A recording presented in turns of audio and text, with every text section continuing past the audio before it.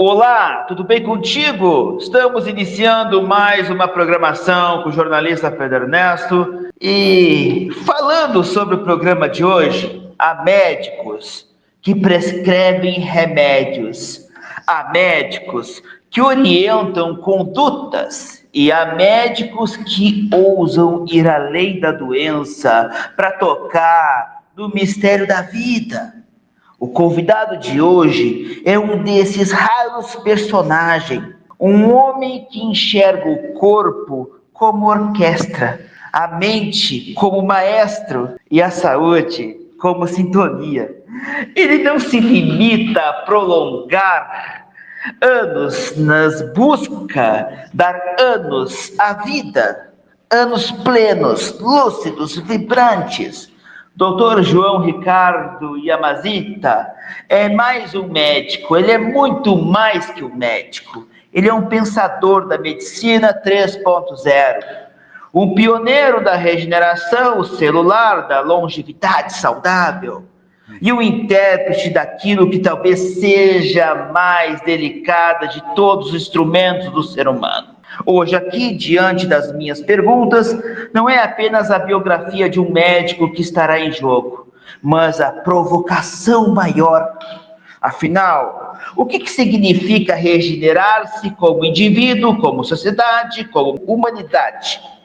Doutor João, uma honra imensa recebê-lo. Eu que agradeço, Pedro Ernesto. É um prazer estar aqui com você e é uma oportunidade imensa de a gente estar conversando sobre esses temas tão relevantes nos dias de hoje, né, que a gente vê as pessoas no mundo inteiro muito doentes, cada vez mais doentes, o sistema imunológico baixo, fadiga, ansiedade, depressão, doenças crônicas graves como diabetes, hipertensão, cânceres, Alzheimer, Parkinson, as doenças autoimunes e todas aumentando, elas vêm aumentando já nas últimas décadas e nos últimos anos aumentou muito mais.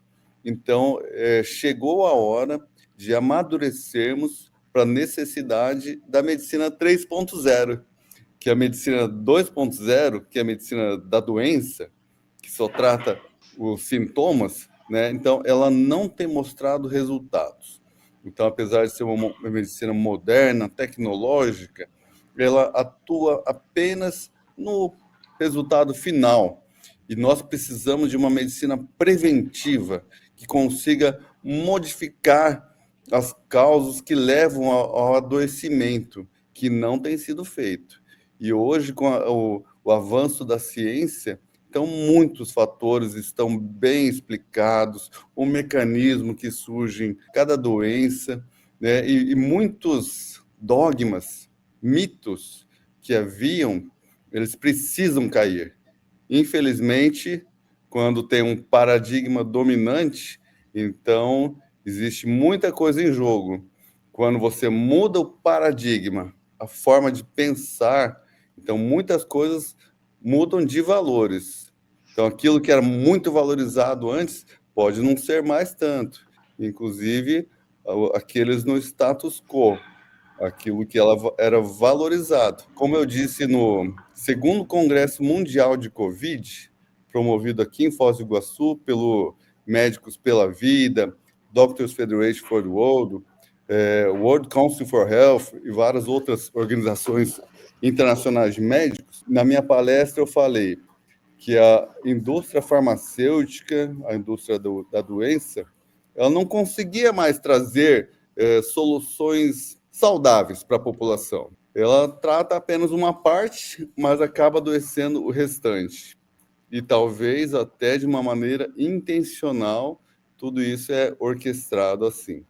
Então, eu apresentei como isso vem ocorrendo, tudo sob uma máscara bonita, e nós precisamos romper o véu, enxergar que existe uma medicina muito mais positiva, do mesmo modo que a psicologia levou 100 anos para sair só do trabalho em cima dos traumas, das coisas negativas.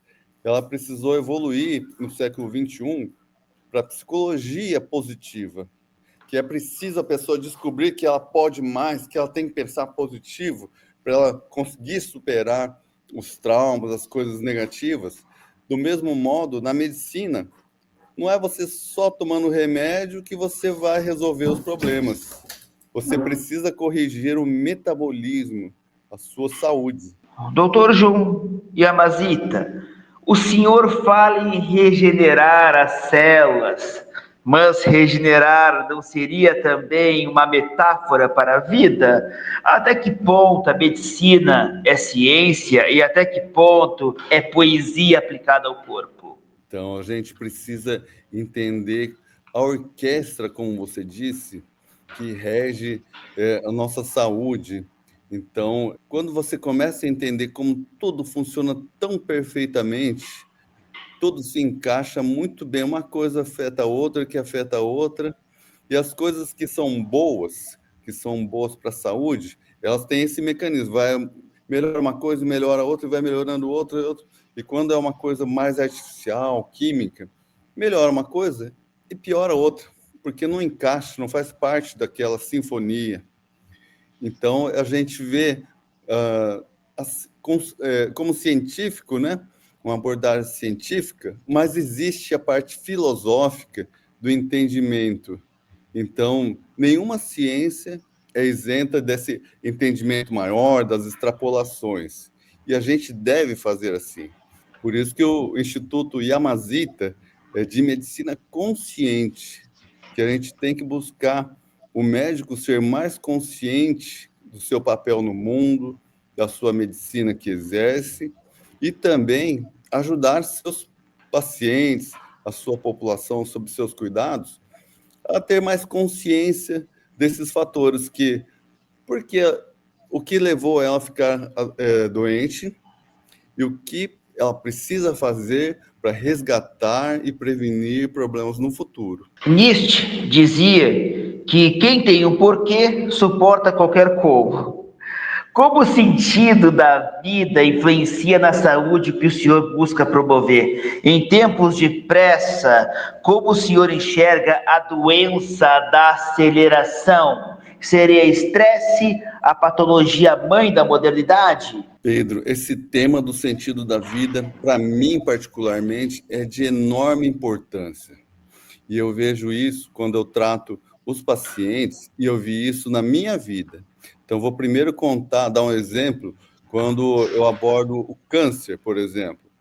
O paciente vem com câncer e a gente vê, quando ele tem a motivação, tem um sentido na vida, um propósito, um objetivo de superar essa grande dificuldade, mas que isso não é o maior problema da vida dele, que isso pode até ajudar ele a se transformar, a se tornar uma pessoa melhor, eu vejo que existem grandes possibilidades de a pessoa melhorar, recuperar a sua saúde e continuar. Quando a pessoa chega já desanimada e, na verdade, às vezes até como que já desistindo do seu futuro, então nós vemos que o sistema imunológico, as suas células, elas se programam para ir desativando.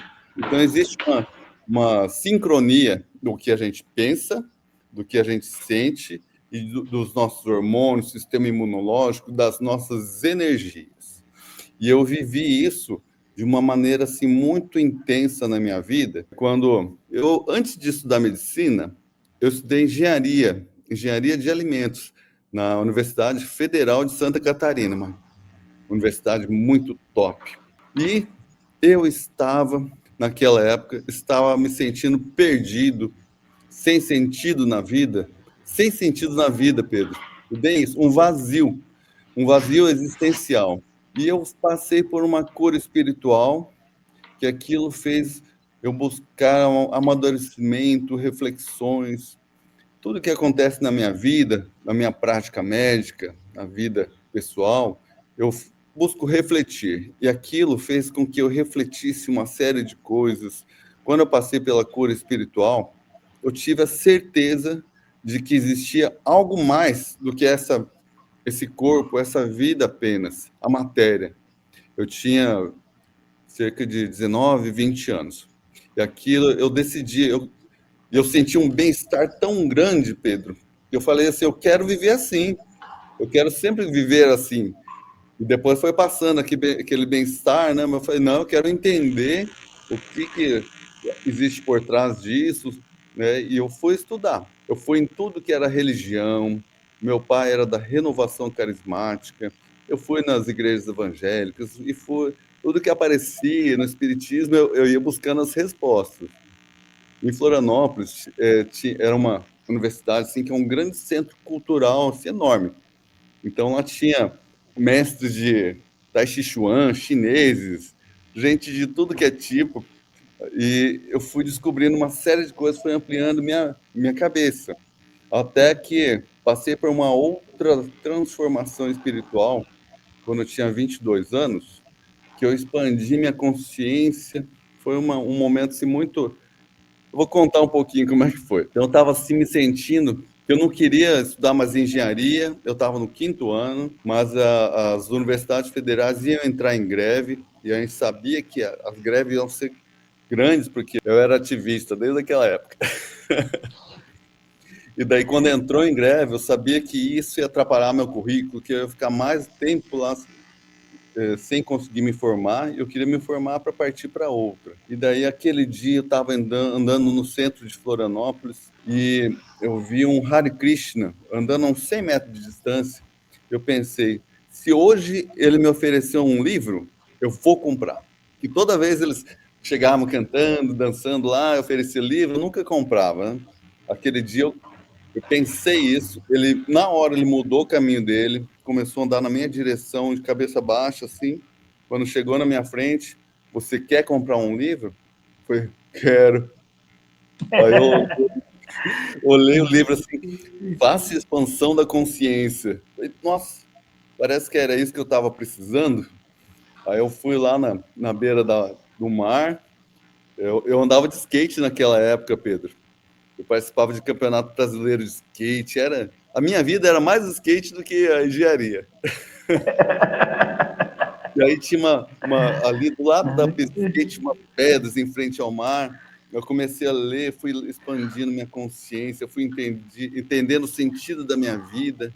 Eu fui vendo que eu estava no caminho errado, que eu tinha que fazer assistência aos outros. Assistência não só a parte física, corpo físico, mas a parte espiritual, emocional também. E daí que eu tomei a decisão, eu vou largar aqui, não, isso não me importa mais, engenharia, e vou fazer meu caminho. Se meu pai falar que não me apoia, não tem problema, vou pagar meus estudos, vou correr atrás disso. Por sorte, eu fui lá, liguei para meu pai, ele apoiou, e eu voltei para Londrina, que era a cidade onde eu cresci, aqui no Paraná, né? E aí voltei, e também daí eu encontrei um dos caras que mais influenciou a minha vida, minha forma de pensar, que eu considero talvez o maior gênio do século XX, que era um médico pesquisador chamado Valdo Vieira. Ele que propôs a conscienciologia, que é o estudo da consciência. E eu estava procurando as respostas para aquilo, né, a minha cura, né, espiritual, o sentido da vida, e como que funciona o mundo espiritual, as coisas. E quando eu vi a palestra dele, o estudo científico de tudo isso, eu falei, caramba, é isso que eu procurava. E foi bem no momento que eu decidi largar a engenharia para fazer medicina. Então, tudo a partir dali na minha vida começou a mudar, né? E foi cada vez ganhando mais sentido, foi crescendo mais, tendo essas coisas acontecendo com muito sentido, muita conexão. No segundo ano de medicina, depois do primeiro ano, eu decidi ir para o Japão. Eu tranquei a faculdade e fui para o Japão para mim ganhar um dinheirinho, para mim poder pagar a minha faculdade, né? Porque eu pensei, meu pai já cumpriu a missão dele. Ele já pagou a engenharia, já me ajudou o que ele podia. Agora eu preciso eu mesmo fazer meu caminho e ter a minha mente, ter a minha independência intelectual. E daí eu fiquei um ano no Japão, trabalhei como metalúrgico. Eu tenho um monte de experiência, Pedro. Já fiz muita coisa, skatista, metalúrgico, até açougueiro eu já fui. E daí eu passei um ano lá e eu pensei que, caramba, o que eu vim fazer aqui, afinal, além disso, né? Qual o sentido disso tudo? Eu descobri que eu tinha um problema de autoestima baixa por ter crescido na sociedade ocidental, onde a gente, os japoneses nós somos muito certinhos, respeitadores, ordeiros, né? Aí no colégio todo mundo era zoneiro, fazia uma bagunça e eu pensava, caramba, mas eu não sou nada disso, né? Eu não me dou bem aqui, e tentava me adequar, né? Aí quando eu fui para o Japão, eu descobri o meu verdadeiro valor, minha identidade espiritual, da minha alma. Eu vi como o povo japonês tem uma cultura bonita e eu tinha isso dentro de mim, porque eu cresci em colégio de brasileiros, educação ocidental, mas quando eu cheguei lá e comecei a ver aquilo que eu era igual a eles, respeitador, organizado certinho, assim, muito a gente pensa muito no coletivo, né, no social, no bem-estar da sociedade. Eu falei, nossa, eu sou japonês de alma. Quando eu voltei, aí foi aí que fechou, né? Eu descobri minha identidade lá no fundo, minha missão de vida, e aí reencontrei a conscienciologia, que é onde eu comecei a fazer trabalhos voluntários, né? Eu faço trabalho voluntário já faz 33 anos, na área de educação, saúde, da consciência, ensinando as pessoas a terem mais equilíbrio, a ter um entendimento da sua própria vida, dos problemas e das soluções. Sempre foco nas soluções, viu, Pedro? Eu digo assim, a gente tem que focar na solucionática, as soluções. Poderíamos dizer, então, do skate à medicina. Doutor, doutor, o senhor defende uma medicina 3.0. Em termos práticos, o que diferencia essa abordagem da medicina tradicional e até onde a ciência já é capaz de regenerar e até onde ainda há esperança, fé nessa busca? A medicina 3.0 ela faz o que a medicina 2.0 não faz, que é atuar nas causas, no processo. Então, parece simples, mas quando você muda a maneira de pensar e agir, os resultados podem mudar completamente. Hoje, minha enfermeira contou a história de uma pessoa que veio de outra cidade. Ela consultou online só, na verdade. Era parente dela, não tinha condições de vir fazer os tratamentos poderosos que a gente faz na clínica. E ela, uma adolescente que tinha uma série de problemas, e só com uma consulta, a mãe dela falou que a vida dela mudou. Isso eu nem sabia, porque ela não fez retorno depois para a gente ver como é que ela estava. E muitas pessoas falam assim, que a vida delas tem antes e depois de passar pela minha clínica, por meus tratamentos. Porque a pessoa, é comum que elas venham e falem assim, eu já passei por tudo que é médico dessa cidade, do Brasil.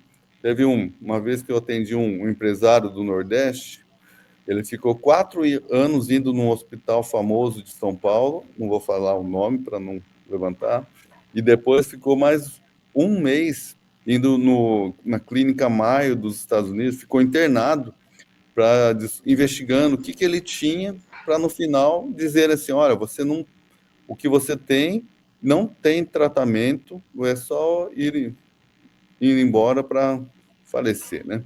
E muitas pessoas ouvem isso, não tem jeito, isso é parte da idade, do envelhecimento.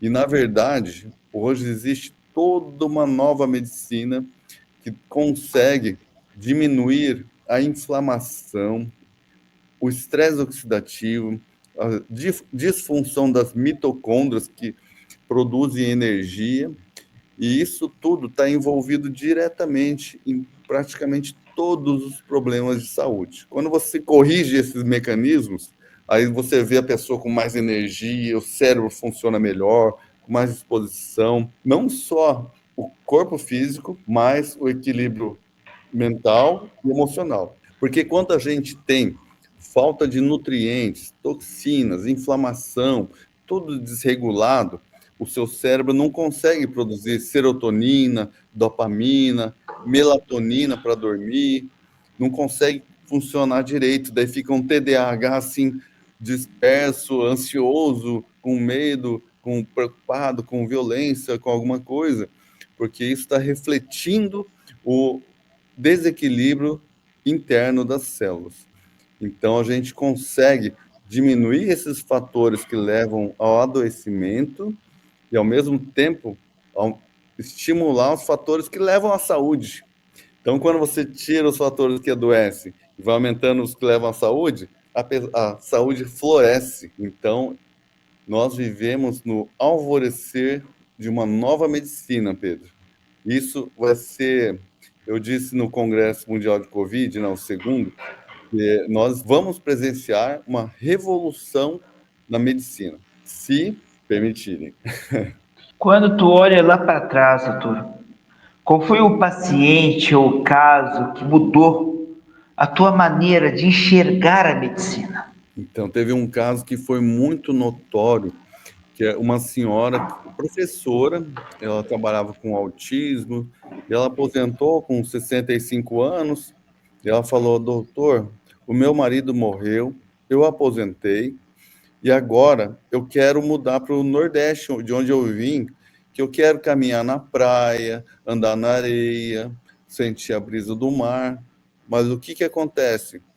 A minha cabeça está em frangalhos, eu me sinto péssima, a memória está horrível, a minha cabeça está uma confusão toda e eu tenho dores no corpo todo, principalmente nos joelhos, que eu tenho uma artrose, que disseram que a única forma de resolver é cirurgia, colocar uma prótese, e eu não quero colocar. Então, eu tratei essa pessoa, aí nessa época eu já tinha vários recursos avançados de terapias, né? Então, com terapia neural regenerativa, que a gente utiliza células-tronco, procedimentos que regeneram o corpo da pessoa. Ela relata que ela sentiu o corpo dela rejuvenescer a mente para aquele turbilhonamento mental, emocional que ela vivia. E aí nós aplicamos as células-tronco no joelho dela, com uma técnica que é muito fácil, muito simples de fazer, acessível às pessoas interessadas. E o raio-x antes do procedimento era horrível, assim, um joelho entrando no outro, osso com osso, sem espaço nenhum de cartilagem, corroído totalmente a cartilagem. E depois de um tempo, melhorou todas as dores e o raio-x do joelho voltou a formar cartilagem, né? E isso foi lá em 2017, faz um tempo já. E quando eu vi isso tudo, né, teve muitos casos que a gente foi vendo, mas quando eu vi isso, falei, nossa, nós estamos diante de uma medicina muito poderosa. Isso aqui precisa ser ensinado para mais pessoas, as pessoas precisam saber, né? E o mundo precisa saber. E sabe, Pedro, desde os 26 anos de idade, que eu tive um insight, que eu tive assim uma intuição que a minha missão na vida eram duas linhas. Uma era ajudar a medicina a ser uma medicina melhor, mais humana, realmente que levasse saúde para as pessoas a nível mundial, né? E depois, a segunda linha era melhorar o nível da consciencialidade, o nível evolutivo das almas humanas, né?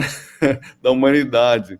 Por isso que eu vinha trabalhando nesse sentido de esses trabalhos voluntários de conscientização e também na área da medicina. Eu me encaminhei por essa medicina que eu fui descobrindo tantas, mas tantas técnicas poderosas e que ajudam tanto o alívio do sofrimento, tanto o sofrimento de dores, mal-estares, como também ajudam as células a funcionar melhor. E teve uma época que eu pensei assim, tá, mas quem sou eu? Quem sou eu para estar... Que eu tinha aquela ideia na mente, né? Eu pensei, eu não sou ninguém aqui no Brasil, né? A gente não é nada. Como é que eu vou fazer alguma coisa em relação ao mundo, se a minha missão é em relação ao planeta? Mas sempre, todos os lugares que eu trabalhei e que eu exerci trabalhos voluntários, eu era colocado num lugar de destaque, sabe, Pedro? E eu não gostava, porque eu sempre fui mais tímido, eu gostava de, sim, de apoiar. Tinha algum amigo que era mais falador, comunicativo, mais líder. Eu falava, vamos apoiar esse cara. Só que acabava sendo porque eu ia ficando nas cabeças também, como diretor, coordenador disso, daquilo, tanto no trabalho voluntário como profissional. E isso foi até que chegou. Teve uma época que a gente organizava uma instituição e a gente toda semana a gente ia na televisão. Naquela época a televisão era o Ibope ainda. E daí acontecia direto de, o professor não vai poder ir, você que vai ter que ir. Aí isso aconteceu muitas vezes e eu entendi que era a vida me colocando ali nos lugares de destaque, que eu precisava aparecer para mim poder levar as mensagens, as notícias boas. E daí que eu entendi, eu falei, tá bom, então eu vou deixar de lado minha timidez, meu negócio de querer ficar em segundo plano, e vamos assumir, porque eu vi que era a minha missão, né? Então daí eu comecei a falar mais, aparecer mais, assumir de verdade os papéis de liderança, né? E no começo foi muito difícil, sabe, Pedro? Porque eu sou muito certinho, né? Eu gosto das coisas certinhas, esclarecidas, assim, e eu ficava com medo de errar, de falar uma coisa que não condizesse, não fosse correto, mas daí eu, eu me superei pensando assim, eu vou falar o que for o melhor para todos. Não importa o meu ego. Se eu cair, se eu gaguejar, se eu esquecer, se eu passar vergonha, não tem problema. O importante é eu falar as coisas corretas, as coisas que vão ajudar as pessoas, que eu possa levar soluções. Por isso que eu digo, foco na solucionática. E isso limpou meus caminhos. Assim, daí eu parei de ter medo, preocupação, e comecei a falar melhor, apresentar melhor minhas palestras, minhas aulas e fui desenvolvendo, né? Sempre que aparece alguma possibilidade de dar uma entrevista, dar uma aula, dar um curso, eu falo, tô dentro, pode contar comigo. Doutor, se cada célula do corpo regenera em ciclos, o que permanece em nós como identidade sobre isso? Mas vamos um pouco mais além para a gente refletir sobre esse caso. Quem somos depois de tantas renovações? Em uma era em que vivemos mais, mas muitas vezes com menos qualidade, o senhor acredita que envelhecer bem é mais arte do que técnica? Eu acho que envelhecer bem exige conhecimento, informação é tudo. Se a pessoa tem informação errada, ela vai para o lugar errado. Não é verdade? Se perguntam assim, onde fica tal cidade? É para aquele lado. A pessoa vai para o lado errado e é para aquele. Vai dar com os burros na água. Então, ela precisa de uma informação correta. Segundo lugar, ela precisa de decisão e saber o que ela quer e investir nisso. Ontem eu assisti o documentário sobre o Brian Johnson, é um bilionário dos Estados Unidos. Ele se tornou bilionário e ele decidiu não envelhecer. Então, ele faz tudo assim para continuar jovem, saudável, desde alimentação, exercício, sono, equilíbrio emocional. Então, a gente precisa dessa decisão de a gente estar lutando por nossa saúde no futuro, né? Porque às vezes a gente não sente nada, não tem nada, mas de repente aparece um problema que estava lá escondido. Igual eu, sexta-feira agora, eu fui para São Paulo, eu descobri que eu tô com um problema grave aqui no dente. Eu não sentia nada, Pedro. Só que esse problema, eu sei que esse problema ele causa infarto, derrame, Alzheimer, Parkinson, câncer, tudo que é doença crônica. E isso estava Um silencioso, problema no dente pode causar tudo isso. tudo, desde uma gengivite, periodontite, um tratamento de canal, implante, e no meu caso é uma osteonecrose, que o dentista falou, olha, não tem jeito, seu dente morreu, vamos ter que tirar. Eu falei, mas eu quero tentar os meus recursos. Então, eu estou tratando com ozônio, aplicando ozônio, terapia neural. A gente tem recursos fantásticos, que aqui tem uma infecçãozinha, que as bactérias estão ali comendo, né, e por dentro do osso. Não sinto nada. Isso aqui foi depois que eu tirei os dentes, esse dente aos 20 anos, faz 28 anos, a 38 anos, você vê?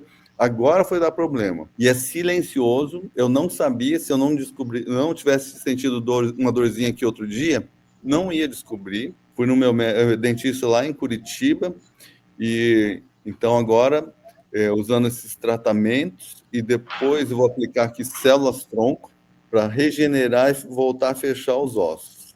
Aí o dentista meu falou assim, olha, eu nunca vi isso, mas se você conseguir, nós vamos publicar isso em congresso. Então ficou o desafio para mim agora, minha saúde está em jogo. Doutor, a medicina pode prolongar a vida, mas o senhor acredita que ela pode ensinar a viver? Com certeza. Eu sou muito grato à minha profissão, porque muitas vezes passei por problemas, perrengues difíceis na vida, como todo mundo, né? Separações, crises financeiras, muito trabalho, preocupações. Mas quando eu exerci a medicina, até 15 anos atrás, eu trabalhava só no SUS e adorava, como médico de família, pronto-socorro. A gente faz a diferença, sabe, Pedro? Porque no SUS as pessoas são muito carentes, com problemas graves, e quando a gente se dedica, dá muito resultado. Então, eu atendendo as pessoas, eu via cada problema grave e eu pensava assim: o meu problema não é nada. Isso tudo a minha situação é fichinha perto disso tudo. Então, e eu aprendi também vendo os problemas das pessoas, cada atendimento que eu fazia, que eu faço, eu penso assim, é possível que eu nunca mais vá ver essa pessoa. Então, eu quero que esse atendimento que seja uma guinada, uma mudança de vida da pessoa. Então, eu me dedico, né? E a gente vai a fundo tentando entender por que a pessoa fica doente e mais, como fazer ela encontrar o sentido da vida, ser feliz, encontrar o propósito da vida dela. Então, isso tudo fez com que eu vendo as histórias dos outros, analisando tantas coisas, a gente também reflete isso para dentro de nós. Então, eu acho que eu amadureci muito. A medicina é uma grande profissão para quem sabe fazer isso com dedicação pelos pacientes. É o maior beneficiado é o médico.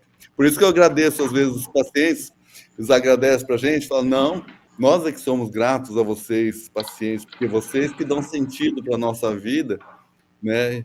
E fazem a gente ter uma riqueza espiritual, aprender tanta coisa boa. Então, nós também temos muita dívida com os pacientes nossos. Qual seria, senhor, a maior doença da humanidade desse século? E a cura que nós ainda não encontramos? A maior doença é a maior pobreza também. Eu digo que a maior pobreza é a pobreza espiritual. E essa é a maior doença. Então, as pessoas, espiritualidade, isso é besteira. Não, espiritualidade é um negócio muito fácil de entender. Por exemplo, se a pessoa tem um trauma emocional, ela fica com rancor, raiva, ódio, ou medo, timidez, acanhamento, então ela tem uma lesão espiritual, um problema emocional que impede ela de transcender a sua visão. Então, hoje, a maioria da humanidade, ela vive correndo a vida inteira, lutando muitas vezes, para superar um trauma lá do subconsciente que foi criado na infância. Por exemplo, Às vezes a mãe falou, você não presta para nada, e a criança tinha 3 anos. Aquilo entra profundamente no subconsciente, naquele cérebro que está formando ainda as conexões neurais, e isso vai determinar todo um conjunto de é, pensamentos, atitudes, comportamentos, que às vezes a pessoa vai ficar a vida inteira lutando para ser uma pessoa extremamente competente, não pode ter nada fora do lugar, nada sujo, não pode falhar, tem que ser o número um, né?